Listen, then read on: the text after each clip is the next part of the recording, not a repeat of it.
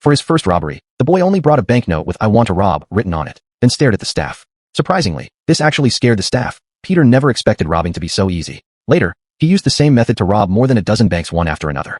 Soon, his life became wealthy. However, just 2 years earlier, he had been a soldier. Though he had gone through a lot of training, when he saw the real battlefield, he was still shocked by the terrifying scenes. After rescuing the wounded, Peter hurried back to the camp to wash the blood off his body. But it wasn't long before bad news arrived. The soldier he had rescued died. This news plunged Peter into deep fear. In the following days, Peter witnessed the death of his comrades every time he went on a mission. Looking at the charred bodies of his teammates, he could no longer hide the fear in his heart. Finally, after enduring 2 years, Peter successfully retired and even received a Medal of Honor.